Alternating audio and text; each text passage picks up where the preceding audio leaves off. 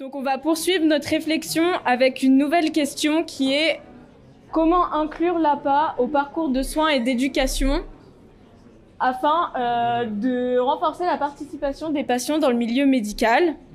Donc pour ça, on sait que l'APA est de plus en plus reconnue comme un levier majeur dans le parcours de soins et d'éducation des patients, mais comment mieux l'intégrer pour qu'elle devienne finalement systématique ? Pour explorer cette question, nous avons le plaisir d'accueillir Monsieur L'Hôpital en tant que modérateur de cette table ronde. Nous entendrons aussi les détails sur les recherches de Madame Bruno, chercheure en sociologie, ainsi que l'expérience de terrain de Madame Da Silva, qui est enseignante en APA au centre Léon Bérard, et de Madame Cuisinier, qui est coordinatrice en APA sur le groupement hospitalier Est. Et nous aurons aussi le privilège d'écouter les témoignages de Jean-Maurice, Lila et Louis et Corinne. Donc c'est des pratiquants qui vont partager leur expérience et leur vision de l'APA dans leur parcours de soins. Donc on vous invite tous à monter sur scène avec nous. Et on peut les accueillir.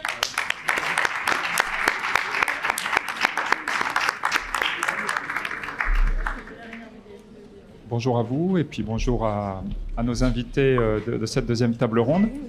Alors que pareil, je remercie au nom du collectif de préparation d'avoir bien voulu venir témoigner aujourd'hui. Alors on va continuer sur cette question de la participation, mais avec peut-être un angle un peu différent sur cette deuxième table ronde, puisque on va pouvoir écouter la parole de personnes qui ont participé à des programmes qui sont construits justement autour de cet enjeu de la co-construction et de l'implication des patientes et des patients dans leur programme. Alors, bon, je ne vous présente pas puisque, enfin, voilà, tout est à l'affiche, puis vous redirez. Eh bien, peut-être, si je peux me permettre de commencer par tous les deux. Donc, Louis et Lila, vous avez participé à un programme de recherche en tant que personne concernée et puis expert et experte de votre situation. Est-ce que vous pouvez nous raconter, décrire un peu cette expérience ? Comment elle est arrivée à vous et dans un premier temps, peut-être comment vous la racontez aujourd'hui? Et globalement, pour un peu introduire le projet Alliance, c'est un projet qui a pour but de faire de la recherche sur la pratique du sport pendant et après les traitements du cancer. Et nous, avec Lila, on intervient en tant que co-chercheurs, donc on a tous les deux été atteints d'un cancer il y a quelques années. Et aujourd'hui, on vient apporter notre expérience, si on peut appeler ça comme ça, du cancer, pour que ce soit bénéfique pour les professionnels, pour améliorer leur recherche et la compléter le mieux possible, et pouvoir donner nos retours de comment on a vécu cette partie-là, comment on a pu pratiquer du sport même avec le cancer, et comment l'opportunité est venue à nous. Moi, personnellement, j'ai fait un suivi à l'hôpital et un jour, j'ai croisé Laurie il me semble, qui m'avait proposé de participer à cette recherche collaborative. Alors, moi, du coup, comment ça m'est venu à moi? Pareil, j'étais quelqu'un de très sportif avant d'être malade. Je suis actuellement en STAPS avec vous. Et pareil, j'ai Laurie qui m'a envoyé un jour un petit message. Est-ce que ça pourrait t'intéresser de participer à ce projet? Et est-ce que tu peux peut-être détailler un petit peu justement en quoi ça a consisté pour toi? Alors, comme je m'excuse en ce moment, j'ai un peu de soucis respiratoires. Comme mon ami l'a très bien énoncé à côté de moi, ça va viser à aider pour pouvoir pratiquer du sport pendant et après les traitements. On peut aussi voir tous les bienfaits que le sport peut avoir durant la maladie ou même après, ou dans la vie en général. De toute façon, je pense que vous le savez étant en STAPS. Donc nous, on est là, comme il l'a dit, pour pouvoir donner notre expérience vis-à-vis de la maladie. Ce qui est très bien aussi, c'est qu'on a pu être différents types de personnes. Donc il y avait des sportifs, des non-sportifs, de plus ou moins sportifs. Et ça permet aussi d'adapter comment on peut construire le projet, parce que c'est pas intéressant d'avoir un seul type de personnes. Merci. Peut-être que Laurie, tu pourrais nous expliquer aussi de ta posture, sur ton poste de APA, comment ce projet est venu à toi et comment tu as pu l'intégrer aussi à ta pratique professionnelle. Bonjour à tous. Donc c'est Charlotte qui est à la tête de ce projet de recherche. Et effectivement, c'est un travail collaboratif avec les professionnels et les patients. C'est vrai qu'on a tendance à développer des dispositifs pour les patients, mais finalement, les mieux placés pour savoir ce qui leur correspondrait le mieux, c'est eux. C'est pour ça que ce projet est hyper intéressant et très innovant d'ailleurs, notamment auprès des jeunes. Et moi, j'apporte mon côté terrain en partageant ce qui est faisable au centre Léon Bérard notamment. Et puis, eux participent en tant que patients pour exprimer leurs souhaits, ce qu'eux auraient aimé avoir, ce qu'ils pensent le plus adapté pour eux. Et voilà, donc c'est vraiment un projet en collaboration où on est tous au même niveau. Merci. Alors peut-être Charlotte, puisque tu as été nommée, nous expliquer comment dans ton parcours de chercheuse, tu es venue à construire cette démarche-là. Ouais, alors il faut savoir que les démarches de recherche participative, collaborative, c'est quelque chose qui se développe de plus en plus et depuis plusieurs années. Ça a vraiment commencé au Canada, notamment au Québec, où il y avait vraiment beaucoup d'avance par rapport à nous, et ça commence de plus en plus à se faire aussi en France. Moi, c'est quelque chose, c'est une thématique de recherche sur laquelle j'ai toujours travaillé. Donc, c'est vrai que quand j'ai commencé mon postdoc à Lyon, en fait, ça a été une évidence de construire une partie collaborative avec des patients, puisque l'objectif était d'étudier la participation des jeunes dans une pratique d'activité physique pendant les traitements et après. Et donc, pour comprendre ce fonctionnement, la meilleure chose qui était à faire était d'associer des patients à ce projet-là. Et donc, c'est pour ça qu'on a déposé un projet pour avoir des financements, puisque les jeunes qui sont associés au projet, donc là, il y en a 2, mais ils sont 7 à la base, reçoivent une compensation financière pour leur travail. Comme nous, chercheurs, on est payés pour travailler, eux aussi, c'est pas une rémunération, c'est une compensation. Ils sont compensés, en tout cas, pour leur travail, pour leur expertise et leur expérience qu'ils vont apporter à ce projet-là.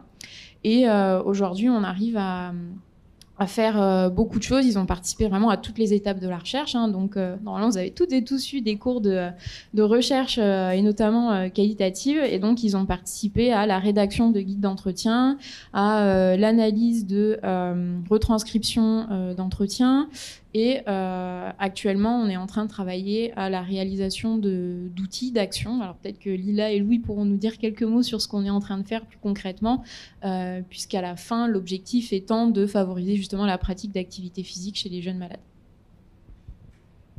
Merci. Peut-être on reviendra, on va faire un petit tour comme ça. Donc voilà, on a deux autres usagers. Donc Jean-Maurice et Corinne, mais vas-y Corinne, est-ce que, voilà, pareil, peut-être expliquer comment dans ton parcours de patiente est arrivée cette proposition de participation à un programme d'activité physique adaptée? Oui, donc bonjour à toutes. Effectivement, je suis patiente donc à Léon Bérard. Et en fait, à Léon Bérard, l'équipe APA est extrêmement investie dans le partenariat avec les patients. Et de ce fait, pour avoir eu la chance de participer aux séances d'APA durant mon traitement et puis encore un peu maintenant, j'ai pu discuter avec le responsable APA pour mettre en évidence une participation possible dans différents groupes de recherche. En fait, on participe. Comment je vais dire ça? Excusez-moi, je suis un peu. Lorsqu'on est partant pour participer à des recherches, en fait, il est très facile à Léon Bérard de pouvoir le faire. On le fait dans le cadre de l'APA, mais on le fait aussi dans d'autres cadres. Et ce qui est important pour nous, c'est en fait de constater ce qui a été dit, c'est-à-dire qu'on est vraiment pris pour des partenaires à niveau égal avec les chercheurs. On n'est évidemment pas chercheur, mais on a des compétences qui sont acceptées comme équivalentes à des compétences de chercheur, mais dans un autre domaine qui est notre expérience de malade en rapport avec l'activité physique adaptée. Oui, bonjour à tous et à toutes. Moi, j'ai eu un cancer et j'ai été soigné au centre Léon Bérard. Et on m'a proposé, enfin mon oncologue m'a proposé à la fin de mes chimios de descendre de quelques étages et d'aller au centre APA. Et j'ai trouvé là-bas beaucoup de sympathie, beaucoup de sourires. Et j'étais très faible quand j'y suis arrivé et beaucoup mieux à la sortie. C'est quelque chose qui... moi j'avais décidé de faire tout ce que l'oncologue disait de faire. Donc je faisais bêtement. Elle m'avait dit tu vas descendre 3 étages, je suis descendu. Et vraiment c'est quelque chose qui m'a fait beaucoup de bien. Ça s'est passé après le traitement, contrairement à certains qui le font pendant le traitement. Moi, j'ai vu des gens descendre avec, je ne sais plus comment ça s'appelle, mais une potence avec des produits chimiques qui descendaient dans leurs veines. Et ils faisaient du vélo, ils faisaient des activités physiques, c'était admirable, quoi. Et moi, après mon traitement, j'avais envie de faire au moins aussi bien qu'eux. Merci. Eh bien, Léa, est-ce que tu peux nous parler aussi du coup, on va peut-être faire... Voilà, donc encore dans un autre centre hospitalier lyonnais, mais peut-être aussi de cette expérience de programme partagé avec les patientes et les patients d'HFME. Oui, tout à fait. Déjà, moi, je partirais, on est au niveau de l'hôpital Fermier-Enfant, on est dans la construction et le développement de cet accompagnement en APA.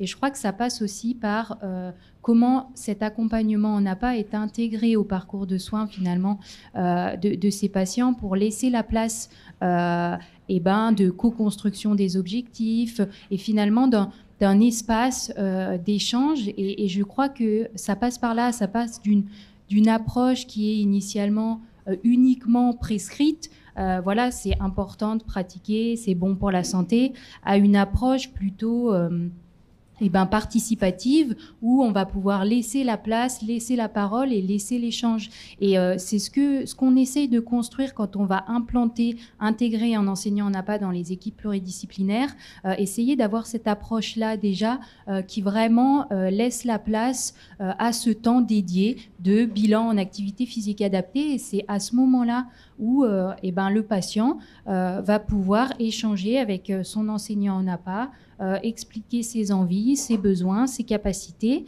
Et même s'il y a une trame qui est plus ou moins commune entre enseignants en APA et par rapport aux professionnels, à savoir d'abord identifier les capacités, effectuer des évaluations selon le patient qu'il y a en face, ça peut prendre une toute autre tournure. Certains patients vont vouloir réaliser en effet ces évaluations parce que découvrir un peu leurs capacités, comprendre pourquoi il faut pratiquer. Pour d'autres patients, ça va être ils ont peur et ces évaluations vont leur permettre de leur montrer qu'ils sont capables et qu'ils ont des capacités propres à eux, mais qu'ils en ont et que c'est à partir de ces capacités-là qu'on va pouvoir travailler et ainsi de suite. Quand on va co-construire les objectifs avec le patient, c'est pareil. D'un patient à l'autre, ça va être complètement différent.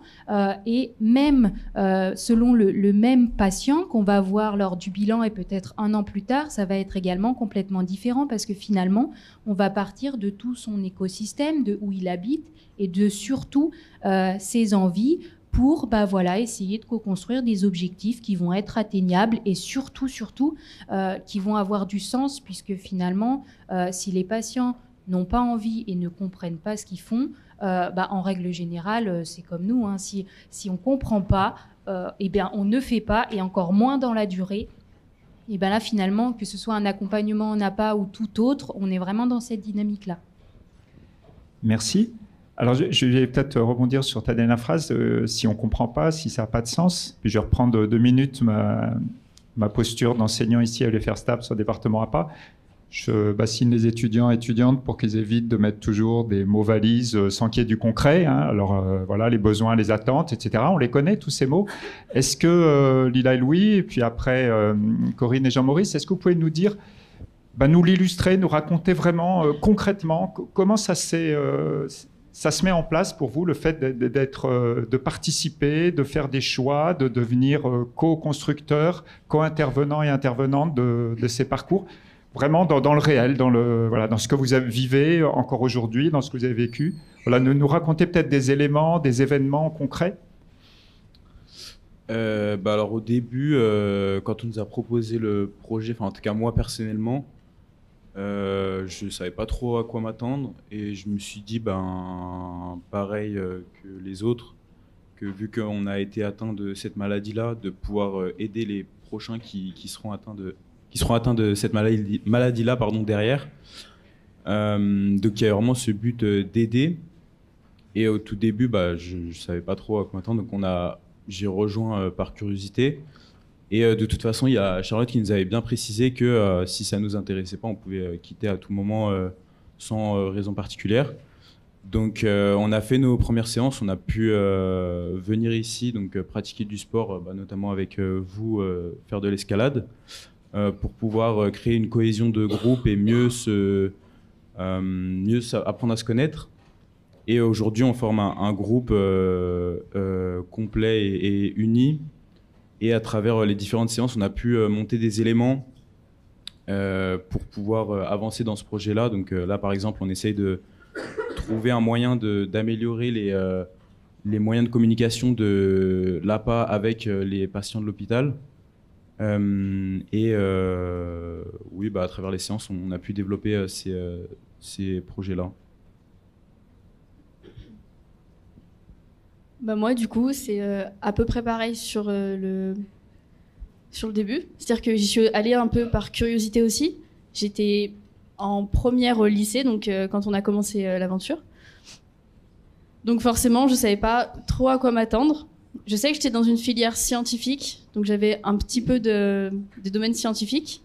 Puis, comme la plupart des lycéens, je ne savais pas trop quoi faire plus tard. Donc je me suis dit, en plus, ça va pouvoir me renseigner sur d'autres métiers, d'autres opportunités.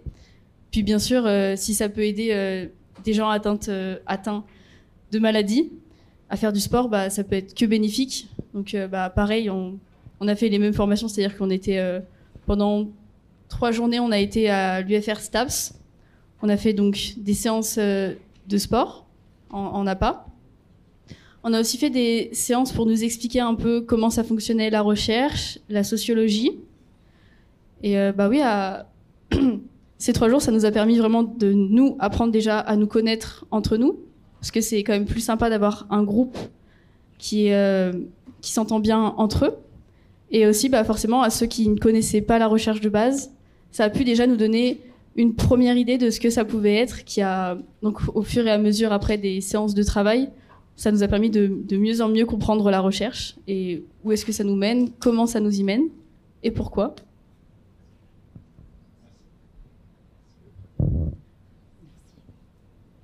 Si je reprends l'idée du premier groupe d'autodétermination, je dirais que c'est d'abord se sentir capable. Et donc se sentir capable, c'est ce qu'on nous a permis lorsqu'on a commencé l'APA, c'est-à-dire qu'avec un bilan, même si moi j'étais sportive aussi avant d'être malade, mais après on se pose des questions, est-ce qu'on va pouvoir continuer? Donc avec un bilan, ça nous permet de nous sentir compétents. Effectivement, on a encore des compétences pour pratiquer l'APA, donc ça c'est la première chose.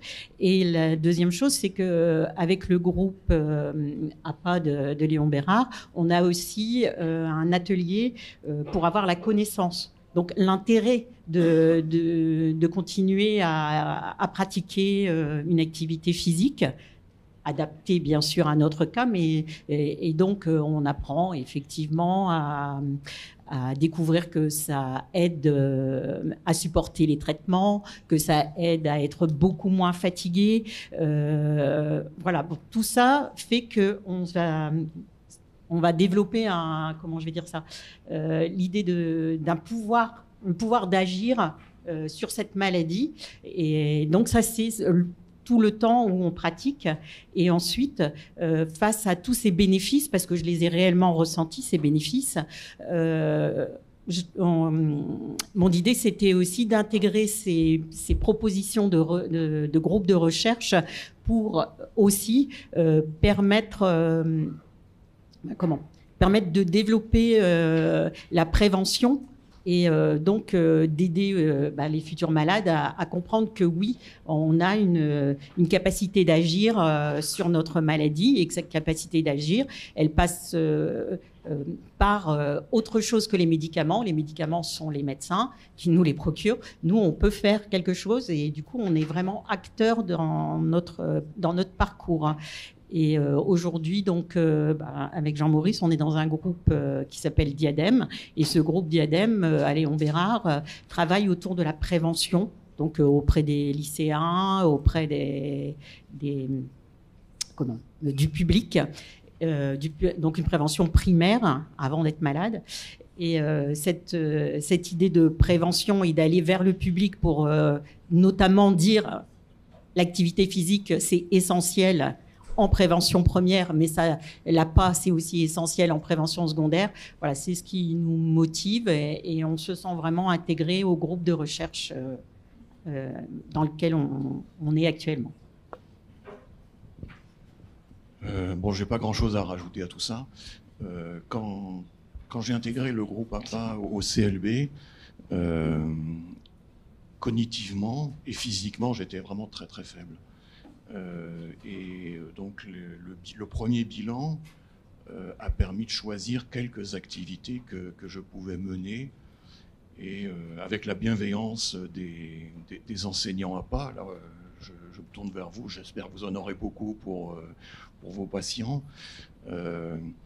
Ça m'a permis de continuer, parce que c'est difficile de s'atteler à une tâche en sachant que ça va reprendre beaucoup de ressources intellectuelles et physiques. Et la bienveillance des enseignants m'a beaucoup aidé. Bon, après, quand j'ai été en meilleure forme, j'ai pu choisir des activités moi-même. Aujourd'hui, je fais du tennis. C'est quelque chose que j'aurais pas imaginé avant, quoi. Maintenant, pour la recherche participative, en fait, c'est une envie. C'est une envie de donner ce que j'ai reçu, en partie. Même si je ne peux pas donner tout ce que j'ai reçu, au moins, je peux participer à quelque chose et ça me fait plaisir. Merci. Alors peut-être, est-ce que maintenant, toutes les trois, vous pouvez aussi essayer d'illustrer assez concrètement comment, dans vos pratiques professionnelles, cette question de la participation, de la co-construction, dans quels moments et espaces concrets elle s'incarne et elle se décide et se choisit ? En ce qui me concerne et en tant que chercheur, ça se décide très rapidement puisque c'est Axel qui en a parlé tout à l'heure. L'objectif, en tout cas, aujourd'hui, c'est d'associer les personnes concernées dès le début et en fait, dès que l'idée du projet émerge. Ce qui nous permet ensuite d'associer ces personnes concernées dans la construction des demandes de financement qu'on peut déposer derrière. Et ensuite, les personnes vont participer donc à toutes les étapes de la recherche et parfois aussi à l'implémentation des dispositifs qui peuvent émerger, en tout cas à la suite de ces projets-là. Un exemple de cette augmentation en qualité, justement, grâce à la participation des personnes ?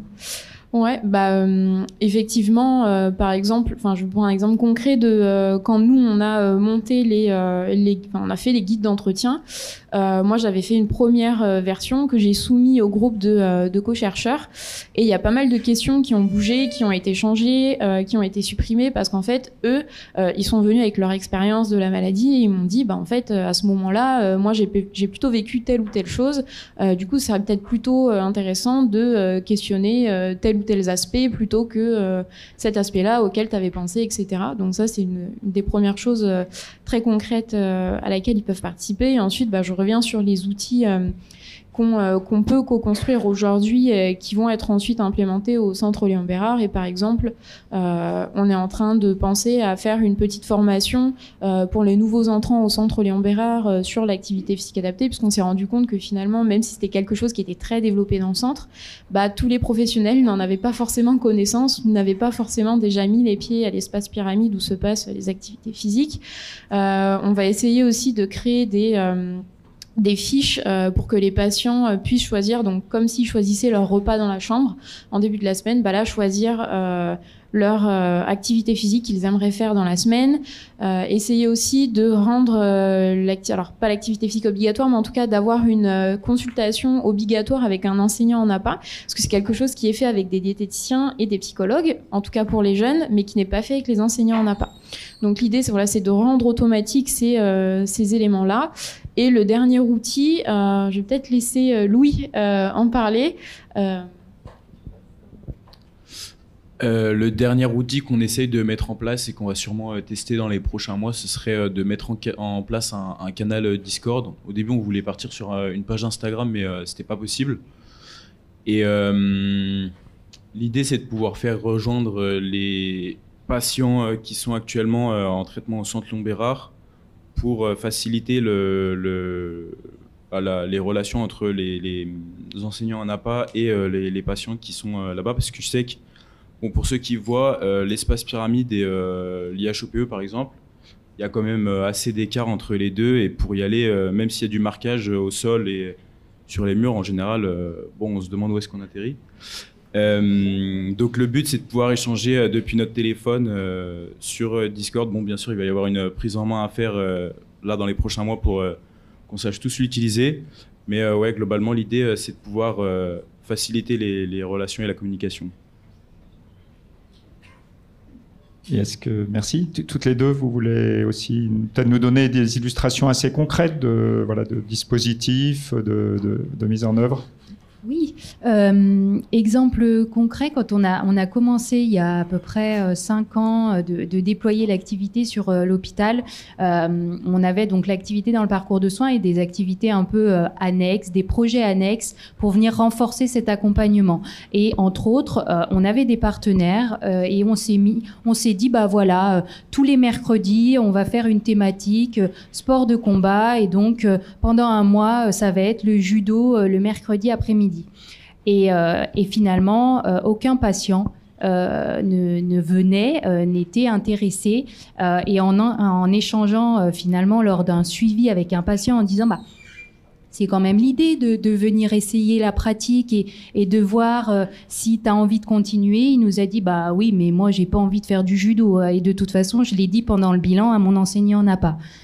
Et là, évidemment, il n'avait pas envie de faire du judo. Et comme le jeune tout à l'heure, pourquoi il pratiquait ? Parce qu'il avait envie de faire du tennis. Et finalement, on a changé l'organisation. Aujourd'hui, il y a toujours des temps dédiés le mercredi après-midi. Mais selon les patients qui sont orientés, c'est eux qui vont décider de la pratique, qui veulent découvrir sur ce temps-là pour peut-être la continuer par la suite vers l'extérieur. Et c'est la même chose pour les stages pendant les vacances scolaires. On va essayer de multiplier les types de pratiques pour que chacun puisse aller où il a envie finalement d'être et de pratiquer. Et donc, c'est parti typiquement d'une réaction, d'un retour d'un patient en pédiatrie. Et vous l'avez vu, les enfants, ils sont quand même très ouverts et ils nous disent assez rapidement ce qu'ils pensent. Donc, je pense que c'est très, très important dans le cadre du développement de projet de partir aussi de là. Alors, je vais parler plus largement de ce qu'on propose au Centre Lombérard, en dehors du projet Alliance.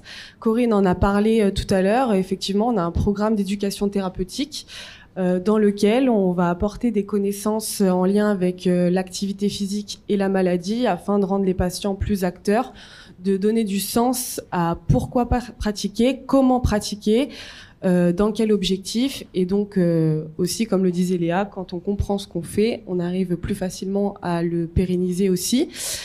On a également un gros travail de partenariat avec des structures extérieures pour permettre à nos patients de découvrir des activités vers lesquelles ils ne se seraient peut-être jamais tournés, comme par exemple Jean-Maurice a testé le tennis.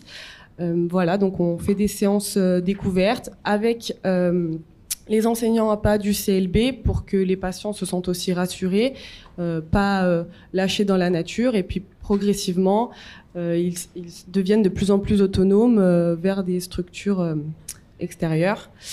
On a aussi développé des kits qu'on remet aux patients en chambre stérile notamment. Ça, c'est déjà fait auprès des jeunes dans un premier temps. Dans ces kits-là, ils peuvent retrouver des gants de boxe, des petits jeux, des élastiques, afin de pratiquer en autonomie lorsque nous, on n'est pas forcément présents, voilà, dans l'idée de les inciter à bouger tout seuls. Et là, c'est en train de se développer de plus en plus dans le secteur stérile côté adulte. Voilà, ce sont quelques exemples pour pratiquer en toute autonomie pour nos patients.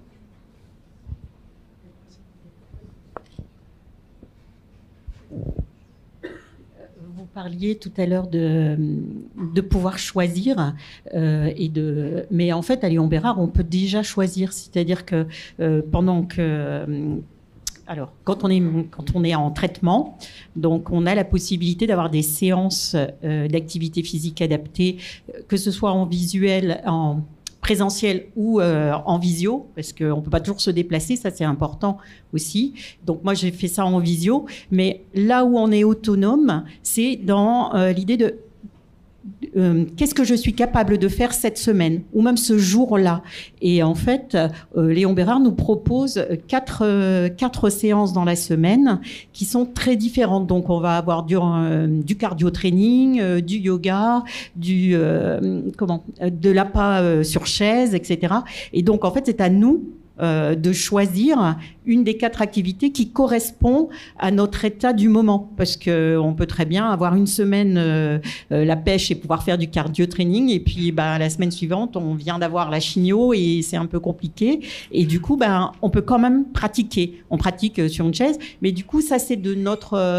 Alors, bien sûr, on peut être aidé par les enseignants à part, mais en tout cas, on choisit à la maison, voilà, je m'inscris à telle séance ou à telle séance. Et ça, c'est aussi important dans cette idée d'autonomie et effectivement toutes les activités qui sont proposées avec les partenaires et quelque chose qui moi me semble important, mais peut-être que c'est juste mon ressenti.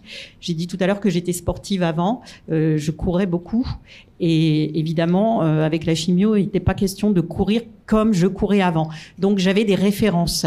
Et grâce aux activités qu'on nous propose, j'ai découvert l'aviron et je pratique de l'aviron. Je ne l'avais jamais fait avant, donc je n'ai pas de référence. Et donc, ça me permet non seulement d'apprendre quelque chose de nouveau, mais en plus de pas me dire ah ouais, mais là, ce que je faisais avant, maintenant, je sais plus le faire. Non, en fait, je sais pas ce que j'aurais été capable de faire avant en aviron. Et pour moi, c'est très, très important de pas avoir ces références et donc de me sentir compétente et capable. Merci, parce que voilà, ça illustre vraiment de façon concrète. Justement, peut-être, Jean-Maurice, tu as parlé déjà du tennis. Est-ce qu'il y a justement des APSA particulières que vous avez eu l'occasion de pratiquer, de découvrir, ou des formes de pratique d'activité physique qui vous ont particulièrement touché? Enfin, vous avez senti qu'il y avait vraiment quelque chose là qui était une opportunité, comme vient de le raconter Corinne? Je sais pas, vous... Moi, je peux dire, avant d'avoir mon cancer, je faisais quelques activités physiques, mais c'était pour être avec des copains. Ou des amis. C'était pas vraiment pour faire du sport, c'était plus pour m'amuser, quoi. Après le cancer, grâce au centre APA, aujourd'hui je le fais pour moi, quoi. Même si c'est plaisant d'être inscrit dans un club de tennis et de rencontrer des gens qui ont un peu le même parcours que moi, c'est surtout pour moi que je le fais, ce truc-là. Et est-ce que tu peux préciser quel club? C'est un club... C'est un club à Gerland, okay, qui s'appelle le Tennis Club de Gerland. D'accord. Et qui a une section sportive adaptée? Tout à fait, oui. D'accord. Y a beaucoup de clubs maintenant, pas seulement au tennis, qui ont créé des structures de sport et santé. Alors, je ne sais pas trop comment ils sont financés, mais dans ce club de tennis, là, moi, je ne paye pas de cotisation. C'est peut-être parce que c'est seulement la première année, mais en tout cas, c'est très aidé, quoi. Merci. Est-ce que tous les deux voulaient...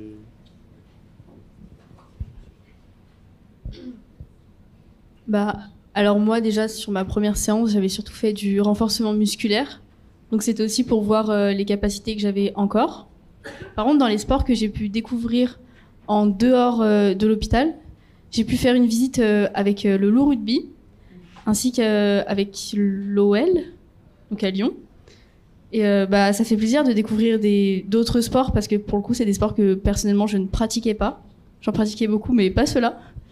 Et aussi de pouvoir découvrir des joueurs, parce qu'on a l'habitude de les voir à la télé, sur les réseaux, mais en soi, c'est aussi des personnes comme nous, et ils peuvent être très humains aussi, et je trouve ça très sympa de pouvoir les rencontrer, eux. Ouais, moi, pareil que Lila, on a pu assister à des matchs de rugby, de foot. Mais pour ma part, je faisais de la natation avant le cancer, donc j'en faisais pas forcément beaucoup. J'étais en compétition. Et moi, à l'inverse, pendant mon parcours du cancer, j'avais beaucoup de flemme. Donc, je suis allé à l'APA et je suis allé à l'activité physique adaptée, mais j'ai pas plus pratiqué que ça. J'ai pas forcément découvert de nouveaux sports. Et c'est que après où j'ai eu ce déclic où je me suis dit, j'aurais peut-être dû faire plus de sport pendant mes traitements. Et c'est pour ça que du coup aujourd'hui je suis là pour pouvoir promouvoir le sport avant et après et pendant les traitements. Mais aujourd'hui du coup j'ai repris la natation, donc effectivement j'ai moi cette sensation de plus avoir les mêmes résultats qu'avant, parce que j'ai pas découvert de nouveaux sports. Mais si je peux ajouter dans mon expérience quelque chose qui m'a beaucoup marqué, c'est que on nous a donné l'occasion de pouvoir participer à un stage de 1 semaine pour apprendre à faire du parapente. Et j'ai appris en 2-3 jours à voler tout seul en parapente. Donc ça, c'était assez sympa. Alors moi, du coup, pareil que Louis, j'avais des sports comme... j'étais gymnaste surtout, qui actuellement m'a aspect à l'UFR STAPS. J'étais aussi pompier. Donc j'étais dans ma première année volontaire. Donc forcément, pour le moment, je suis en arrêt. Et moi, j'ai eu l'impression vraiment de perdre toutes mes capacités physiques. Et pour moi, c'était vraiment important de garder un minimum de capacités physiques, parce que je veux en faire quand même mon métier. Donc c'est pour ça aussi que je me suis assez rapidement dirigée vers l'APA quand je le pouvais. J'ai continué aussi à faire des séances avec les pompiers, c'est-à-dire que je partais plus en intervention, mais j'étais quand même présent avec eux pendant les séances. Mais c'est vrai que ça peut être très frustrant, cette idée de perdre ses capacités dans un domaine que l'on faisait déjà. Et du coup, je trouve ça vraiment très bien, le fait j'y avais pas pensé, mais le fait de prendre un autre sport pour se dire, ok, ça j'ai jamais testé, ça veut dire que j'ai pas d'attente sur ce que je savais faire. Et je trouve que c'est vraiment une très très bonne idée.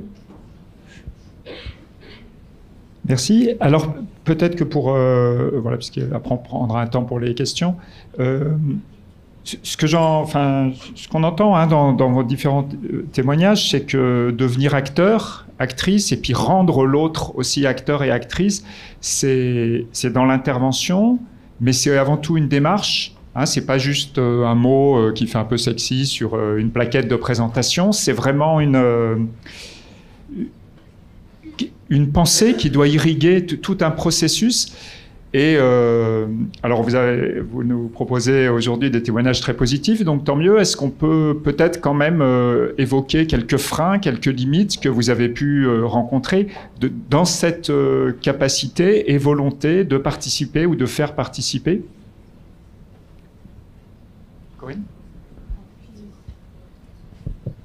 Oui, on a parlé tout à l'heure du nombre de clubs qui avaient une section APA ou sport santé. Du coup, la question me permet de rebondir sur les inégalités territoriales et éventuellement sociales. Du coup, oui, sur Lyon, il y a énormément de choses. Moi, j'habite dans l'Ain, et lorsque j'ai eu fini mes activités avec l'APA de Léon Bérard, j'ai cherché et je n'ai pas trouvé de section sport adapté. Et du coup, je voudrais rebondir sur le fait que c'est vraiment hyper important pour nous que ce soit adapté, parce que ça nous permet d'avoir des sections, des groupes plus petits et avec des personnes compétentes pour nous aider à adapter nos gestes et ce qu'on fait pendant l'activité. Et quand on se retrouve sans activité autour de soi, c'est un peu compliqué. Les transports, c'est pas toujours facile quand on est malade. Là, j'ai enlevé mon masque, on est assez loin, mais quand je prends les transports en commun, eh ben, c'est le masque parce que je suis encore immunodéprimée, donc il y a des choses auxquelles il faut faire attention. Et puis c'est fatigant de prendre les transports en commun. Et du coup, voilà, cette inégalité territoriale, elle est réelle. Pour aller faire de l'aviron, il faut que j'aille jusqu'à mes yeux. C'est pas forcément à côté de chez moi. Les difficultés cognitives parfois m'empêchent de conduire. Donc voilà, il y a plein de choses à Lyon, mais les inégalités territoriales persistent. Donc n'hésitez pas, lorsque vous aurez vos diplômes, à aller vous proposer dans toutes les structures qui ne se trouvent pas forcément à Lyon et où vous serez très très bien accueillis parce qu'on vous y attend. Un des principaux freins, moi, que j'ai rencontrés, c'est le transport. Pendant le traitement, on peut être transporté par des VSL ou des taxis à l'occasion du traitement, et on peut essayer de synchroniser ça avec les séances à pas. Mais après le traitement, il n'y a plus ce transport, et moi, je ne pouvais pas conduire. Mon épouse ne voulait plus, et c'était devenu compliqué. Donc, sans l'implication de mon épouse, j'aurais eu beaucoup de mal à suivre des activités sportives.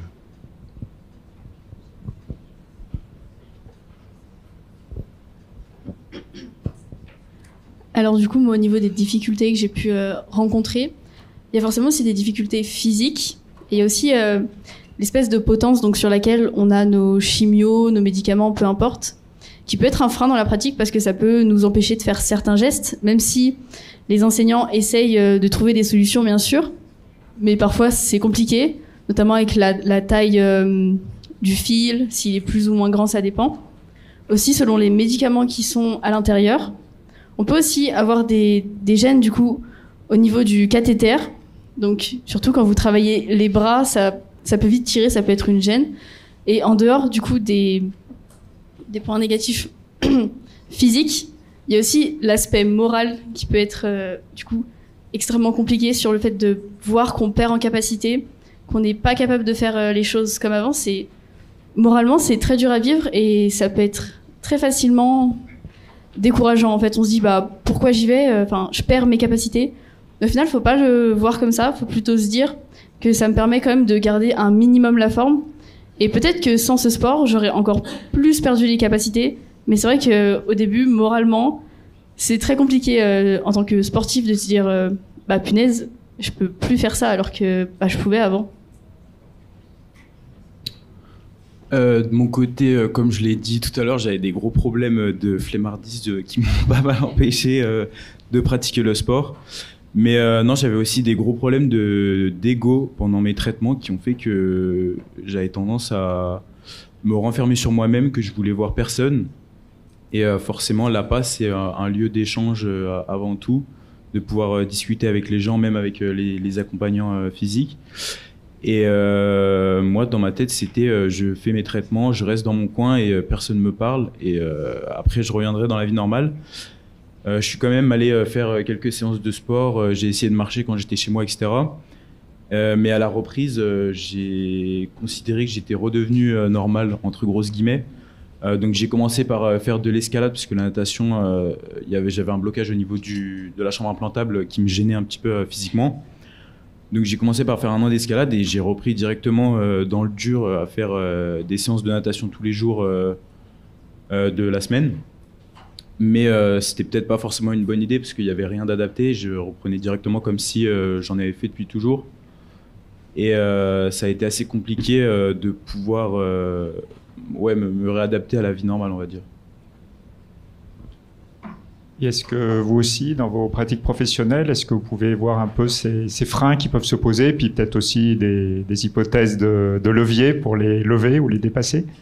Je trouve que, et Marine en a un peu parlé tout à l'heure, entre le lien au moment où le patient va s'initier à la pratique, on va l'accompagner dans le cadre de l'établissement, donc dans un milieu, dans un petit cocon au niveau de l'hôpital, voilà, c'est accompagné, il y a toujours le même professionnel, il y a un professionnel qui est là en effet pour aider selon les contraintes, on connaît le lieu, on s'est perdu une fois, puis après on sait où c'est, etc., etc. Après, il faut en effet que cette pratique puisse continuer dans le parcours de vie. Et c'est le trait d'union entre les deux qui est quand même encore une vraie question. Je trouve qu'on a encore et toujours, et de plus en plus, ce discours, puisque les clubs se forment à accueillir les personnes en situation de vulnérabilité avec des capacités plus ou moins différentes, ouvrent des créneaux et leur discours c'est oui mais on n'a pas beaucoup de monde quand même qui viennent. Et finalement les patients, les pratiquants, les bénéficiaires indiquent c'est quand même compliqué parce qu'il y a quand même pas beaucoup de clubs qui proposent des pratiques adaptées.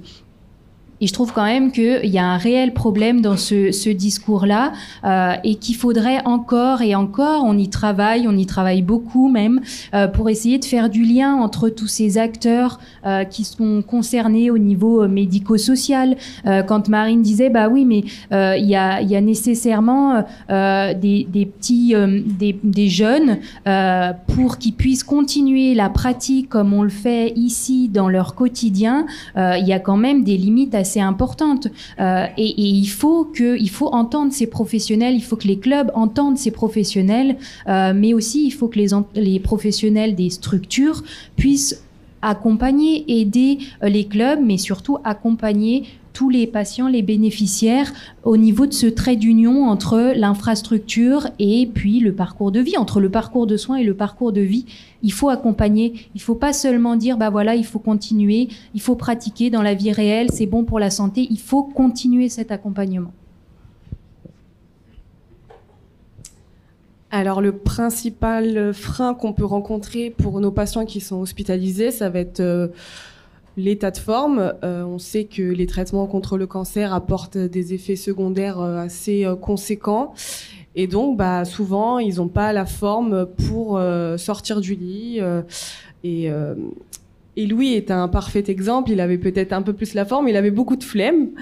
Et il faut simplement parfois accepter que c'est peut-être pas le moment.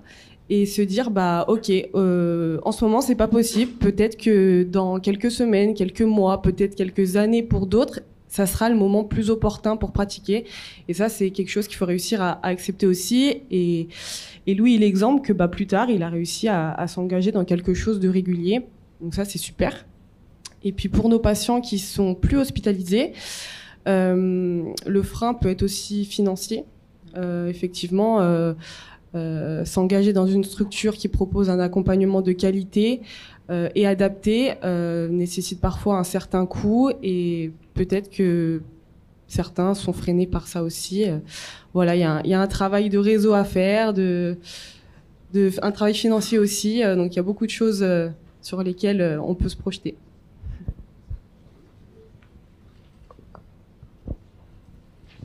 Ouais, alors moi je vais plutôt parler de l'implication dans la recherche. Les principaux freins, effectivement, on retrouve les mêmes que dans la pratique d'activité physique adaptée, où effectivement la maladie peut être un frein. On a notamment un jeune qui, de par sa rechute, a dû se retirer du projet. Donc c'est une chose qui peut arriver quand on fait de la recherche avec des patients. Et le plus gros frein, moi, que je trouve aujourd'hui qu'on a dans la recherche participative, c'est le profil des patients qu'on a dans nos collectifs. Et les 4 patients que j'ai autour de moi en sont l'exemple même. C'est des patients qui ont déjà pas mal de savoir, qui ont des bonnes connaissances sur les dispositifs. Et la problématique qu'on a aujourd'hui, c'est qu'on n'arrive pas à solliciter ou en tout cas à intéresser des patients qui sont plutôt dans des situations de précarité. Et ce qui fait que même quand aujourd'hui on produit des dispositifs adaptés aux besoins des patients qui travaillent avec nous, ils ne sont pas forcément adaptés dans la réalité aux besoins des patients plutôt en situation de précarité. Et je vais m'arrêter là parce que je vois quelqu'un qui fait vraiment des grands gestes avec une petite affiche temps. Merci. Merci, mais voilà, je pense que c'est important de rester sur cette approche socio-économique qui fait aussi partie du réseau d'acteurs et qui est vraiment un enjeu important. On prend quand même le temps d'une question. J'y vais.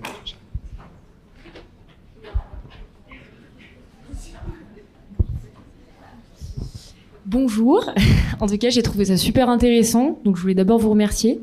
J'avais une première question qui était plutôt pour Charlotte Bruno, au niveau de la recherche. Du coup vous travaillez avec différents acteurs, le APA, des usagers et une équipe. Est-ce que ça peut être difficile, parce que vous avez différents résultats qui peuvent des fois se confronter, ou voilà, est-ce que c'est difficile de proposer quelque chose qui soit vraiment adapté ou pas? Donc ça, c'est ma première question. Et ma deuxième question, c'est plus pour les usagers, du coup. Est-ce que au cours de la recherche, il y a eu des étapes un peu plus compliquées que d'autres? Je pense à, par exemple, des entretiens qui peuvent durer plusieurs heures. Est-ce que ça peut être fatigant? Comment vous avez vécu un petit peu les étapes plus, voilà, votre ressenti par rapport à ça? Est-ce qu'on avait des plus difficiles que d'autres ou pas? Voilà, merci. Merci pour ta question. Alors effectivement, sur les difficultés, en fait, ça rejoint vraiment ce que je viens juste de dire, c'est que on essaye de produire des outils ou des actions qui soient adaptés, mais finalement, quand on regarde dans la réalité des faits, peu importe ce qu'on arrivera à faire, ce sera jamais réellement adapté à tous les patients, puisque chaque patient est différent, a des attentes et des besoins aussi différents, des moyens différents. Et donc, nous, notre travail aujourd'hui en tant que chercheurs, en tout cas, c'est d'essayer de trouver des solutions qui puissent convenir au plus grand nombre, tout en ayant à l'esprit quand même que des fois, c'est bien aussi peut-être de faire des projets qui, par exemple, ne vont concerner que les patients les plus précaires. Et je pense pour moi que c'est la solution qui fera qu'un jour on arrivera à impliquer ces patients-là, c'est que il faudra leur proposer en tout cas des projets de recherche qui ne sont qu'à viser des patients les plus précaires. Et donc on sera obligé, en tout cas, alors on n'est jamais obligé de faire de la recherche participative, mais voilà, dans l'idée de si on a envie de faire une recherche participative, on sera obligé de solliciter des patients précaires. Et je pense qu'ils se sentiront déjà même de base un peu plus concernés, puisque forcément quand on est précaire et qu'on a un cancer, faire de l'activité physique adaptée, c'est peut-être un peu le cadet de nos soucis. Et donc ça peut aussi influencer fortement le fait qu'on n'a pas des patients qui viennent aujourd'hui s'intégrer dans nos projets de recherche. Moi j'avais une question, enfin c'est pas vraiment une question, c'est plutôt une remarque. Ah pardon, excusez-moi, je vous laisse répondre. Désolé, je crois qu'il y avait une double question. Alors du coup, sur ta question pour les entretiens, nous en fait, on n'a pas été présents sur les entretiens. C'est Charlotte qui a fait les entretiens et qui ensuite nous les a retranscrits sur papier. Donc c'est surtout elle qui a fait le boulot en présentiel. Sur papier, elle nous a pas mis tout l'entretien parce qu'on sait comment ça peut être long. Enfin, j'en ai pu faire dans mes études en STAPS. Elle nous a surtout mis les points qui étaient surtout essentiels. Donc on n'a pas vraiment eu la contrainte d'être là pendant des heures. Et au niveau des difficultés, il n'y en avait pas forcément, parce que en général, il me semble que les usagers qui ont été choisis, c'était parce qu'ils ont terminé les traitements et qu'ils sont en bonne forme. Donc globalement, il y avait juste la phase de connaissance qui était un peu au début gênante et compliquée, mais enfin, c'est allé tout très vite et au final, là, on a trouvé un bon équilibre de participation.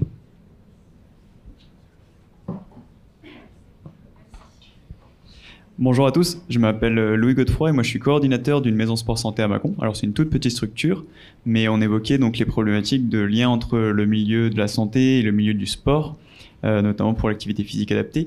C'est là où je vous encourage du coup, alors je parle pour tous les futurs APA qui sont présents, à vous tourner vers les maisons sport santé. Parce que c'est typiquement pour ça qu'elles ont été créées par le gouvernement en 2019. Alors on est d'accord, c'est tout récent, mais elles ont 2 missions obligatoires, parmi tant d'autres. Mais c'est notamment l'accueil du public pour l'orienter vers les sports, enfin les clubs qui ont développé des associations, enfin des pratiques sportives, des créneaux sport santé ou autres. Et il y a cette mise en réseau des professionnels, que ça soit dans le médical, dans le social, dans le milieu du sport, etc., etc. Donc normalement, ce sont des structures qui sont là pour ça. Alors encore une fois, c'est tout nouveau. La réalité du terrain fait que il y a la problématique des financements, etc. Donc on est d'accord que ça marche pas forcément aussi bien que dans les textes, mais normalement, les maisons sport santé sont là pour répondre justement à ces problématiques. Alors encore une fois, il n'y en a pas partout. À Lyon, ça va. À Lyon et son agglomération, ça va, il y en a quand même quelques-unes. Dans les territoires ruraux, encore une fois, ça va être souvent difficile de trouver, comme vous l'avez dit, une activité qui va être adaptée.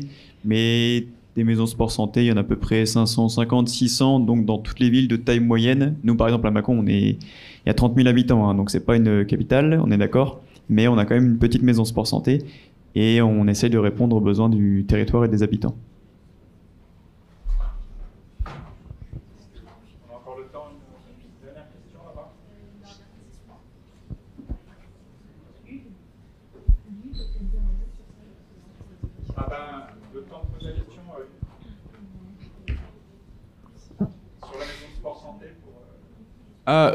Alors à ce propos des maisons sport santé, on a un deuxième projet qui est en cours de validation pour justement participer à un projet pour développer cet aspect-là de maison sport santé.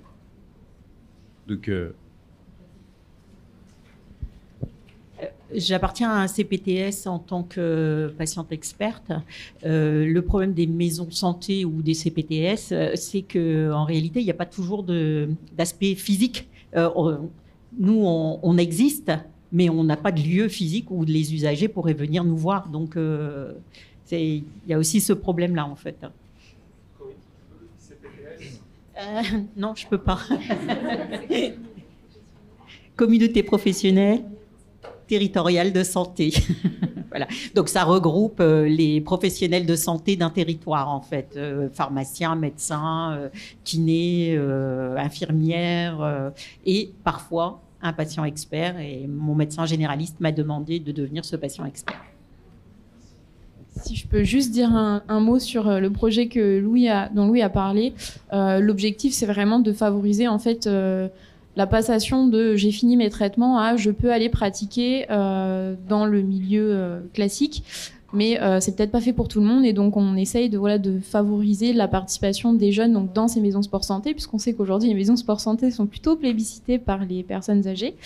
Donc si jamais vous êtes une maison sport santé, que ça vous intéresserait de rejoindre notre projet donc, qui n'est pas encore financé, n'hésitez pas à me contacter et on pourra vous ajouter aux partenaires du projet si ça vous intéresse. Oui, bonjour à vous. Merci pour votre intervention, c'était très intéressant. Moi, j'avais une petite question à destination des professionnels APA. Vous parliez de co-construction des objectifs avec le patient. Ça implique quand même une certaine autonomie dans la prise des décisions, dans les choix. Comment vous faites pour les patients qui ont peu d'autonomie, où il y a une barrière de communication dans leurs choix ? Est-ce que vous avez des outils, des méthodes, des moyens mis en place pour prendre en compte justement l'ensemble des bénéficiaires ? Merci. Alors, je crois que Marine L'Hôpital a un petit peu répondu à cette question avec les outils en termes de communication. Et du coup, je pense, en tout cas, j'en suis convaincue, qu'en effet, et Hugues le disait, la co-construction, c'est un grand mot, mais après, ça se fait avec la personne qu'il y a en face, c'est-à-dire et selon ses capacités. Si le patient a les capacités et on peut co-construire selon ses capacités un objectif parce que la communication est là, parce qu'il y a de l'envie, parce qu'il y a déjà eu la compréhension, etc. On va construire un objectif, co-construire un objectif selon ses capacités à lui. Si les capacités, il y a des limitations au niveau de la communication, il peut y avoir ce type d'outil-là, et auquel cas, l'objectif va être défini selon ses capacités à lui. Donc, on est vraiment sur une co-construction, mais selon les capacités de la personne. Chaque objectif ne va pas être le même. Il n'y a pas une recette toute faite, ça va être sur le moment avec la personne selon ses capacités, et ensuite les outils, pour le coup au niveau de la communication, Marine en a parlé tout à l'heure, nous au niveau de l'hôpital on utilise également ce type d'outils pour aider à échanger, ou sinon pendant le bilan, pourquoi pas mettre en pratique le patient. On a déjà eu un jeune, dans la communication c'était très compliqué, il adorait faire du foot. Finalement, on a mis des images un petit peu, on a fait du foot et pendant 1 heure, en fait, on faisait le bilan pour nous, mais lui, il faisait du foot, il nous disait, il nous montrait les images, etc. Et on a pu avoir un échange comme ça avec lui.